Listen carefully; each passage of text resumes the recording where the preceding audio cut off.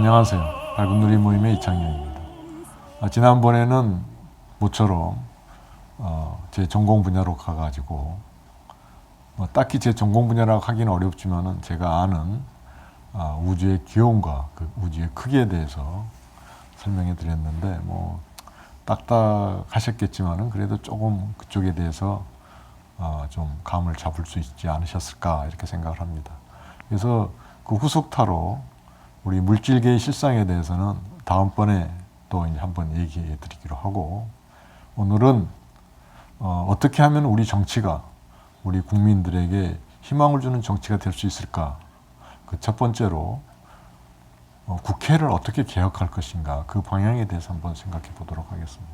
바로 며칠 전 있었던 그 강서구청장 보궐선거인가요? 거기서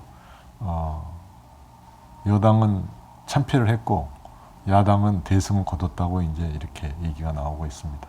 최근에 그 대통령의 행보를 보면은 너무 일반인들의 생각과는 동떨어진 이념지향적인 행보를 보이고, 또 주변에 국방부 장관이나 문체부 장관이나 이런 여러 사람들을 임명함에 있어서 너무나 요즘 사람들의 생각에 어긋나는 시대에 뒤떨어진 인물들을 또 등용을 해가지고 여러모로 문제가 되고 있습니다. 특히나 검사적인 시각인지는 모르겠지만은 카르텔을 운운하며 갑자기 이 연구 개발 예산까지 20-30% 대폭 삭감해가지고 나라의 발전을 위해서는 꼭 필요한 그런 기본 연구마저도 지금 상당히 지장을 받게 만드는 그런 지금 행태를 보이고 있습니다. 아마 이런 여러 가지 요건으로 말미암아서 대통령에 대한 국민의 반감이 커져가지고 이번에 이런 결과가 나오지 않았나 싶습니다. 그렇다고 하여 민주당이 잘했다고 할 수 있을까요? 이재명 대표가 나서서 이 선거가 이겼다고 보기는 어렵습니다. 야당의 대표라는 사람이 여러 가지 지금 의혹으로 중복되어 피의자가 되어 있습니다. 지금까지 이런 역사가 없었습니다. 우리나라 정치 역사에서. 무슨 정치적인 사건도 아니고 이거는 개인의 그 의혹 아닙니까? 개인이 성남시장, 경기도지사 할 때 그 의혹으로 말미암아서 지금 여러 가지 지금 지탄을 받고 있고 의혹을 받고 있습니다.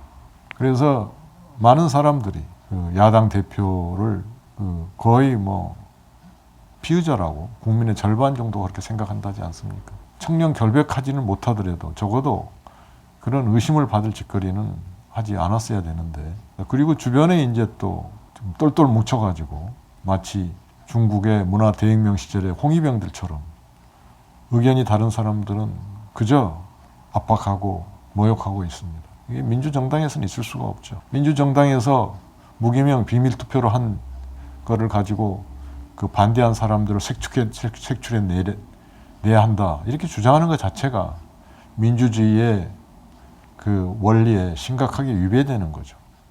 왜 그거를 무기명 비밀투표로 하겠습니까? 그 투표하는 사람들의 인격을 온전히 보존해 주기 위해서입니다. 그걸 찾아내가지고 갈기갈기 찢어 발겨가지고 비난을 해가지고 뭐가 되겠습니까? 북한의 인민재판하고 뭐가 다릅니까? 참으로 한심한 처지입니다.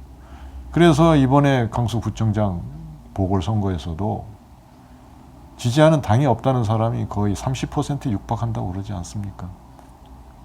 민주당이나 국민의힘을 지지한 사람들도 자기가 지지하는 쪽을 찍지 않으면 자기가 싫어하는 쪽이 당선될 것이기 때문에 어쩔 수 없이 찍은 사람들이 아마 과반수일 겁니다.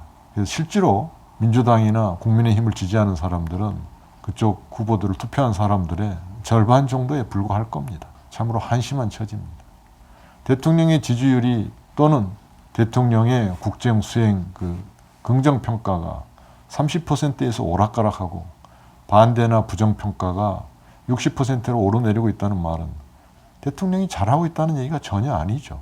그런데도 막무가내로 밀어붙이고 있으니, 더군다나 미래의 초석이 될 연구개발 예산까지 카르텔 운운하며 대폭 삭감해버리니 도대체 기초과학하는 사람들까지 일어나서 이런 일은 있을 수가 없다, 지금 반대 성명을 내고 있지 않습니까? 참으로 한심합니다. 그렇다고 해서 민주당 어디 쓸모가 있습니까? 그저 반대되는 의견 내는 사람들은 다 색출해서 다 당에서 쫓아내야 된다. 당이라는 게 다양한 의견이 있어야지 서로 좋은 의견이 나오는 거지. 한 가지 의견만 가지고 지금 소위 운이 되는 것처럼 이재명이 민주당이 돼가지고 그렇게 사당화가 되면은 나치스의 하일 히틀러 만세하는 나치스와 뭐가 다르겠습니까? 자기와 반대되는 의견은 무조건 소수 의견을 억압하는 것은 민주주의가 아니죠. 그렇지만은 지금 다른 대안이 없으니 우리 국민들은 참으로 절망이라고 할까요? 포기라고 할까요? 자포자기 정치에 대해서는 거의 포기한 상태고 그저 차악을 뽑는 게 최선의 방안이다 이렇게 생각하는 것 같습니다.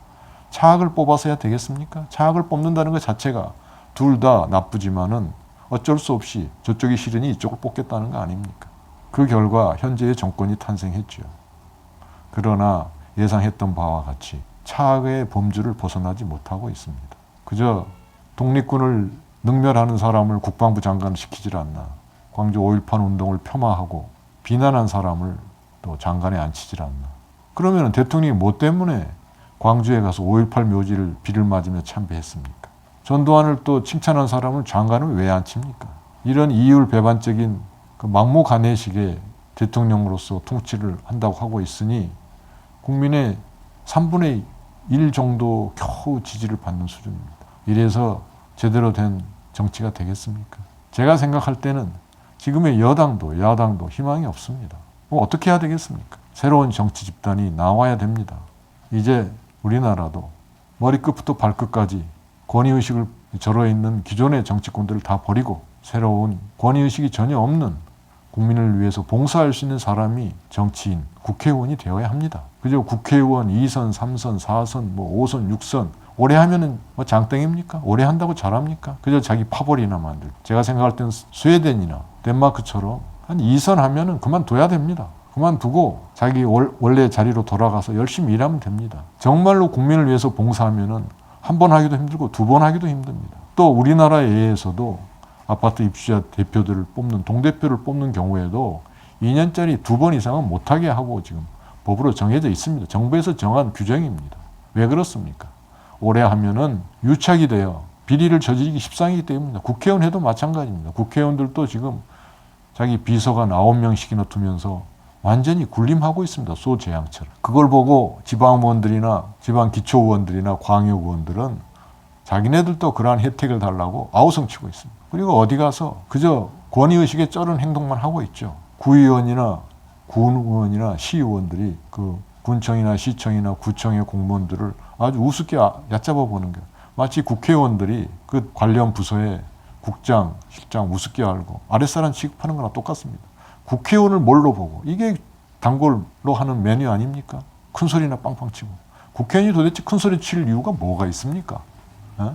국민의 대표로서 모든 국민을 존중해야지.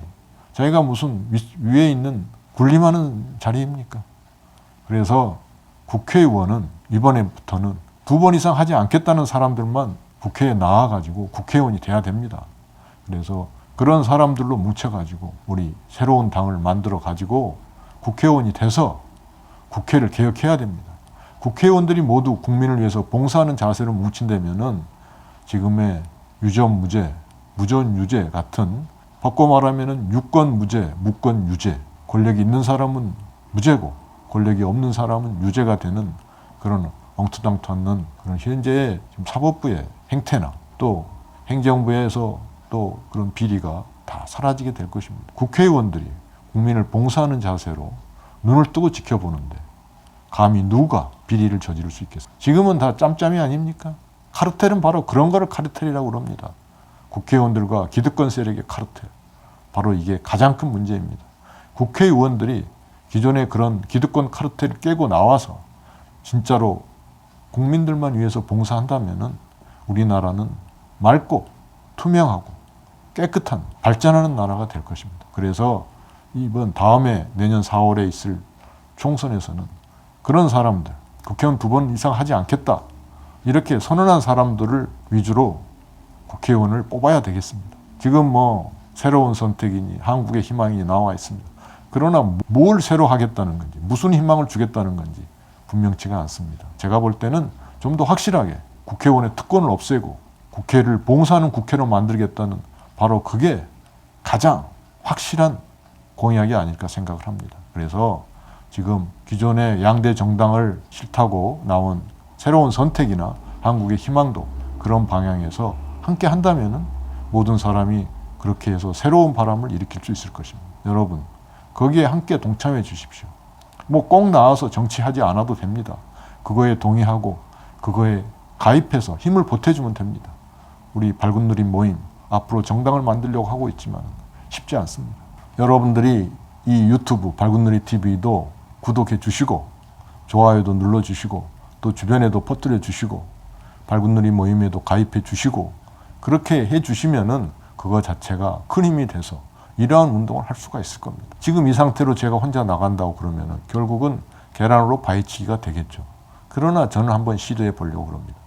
주변에 함께 하시는 분들이 꽤 있습니다. 그러나 그걸로는 되겠습니까? 그 거대한 양대 정당을 대상으로 해서. 그래서 여러 일반 시민들의 도움과 협력과 참여가 절실히 필요합니다. 고맙습니다. 함께 하십시다.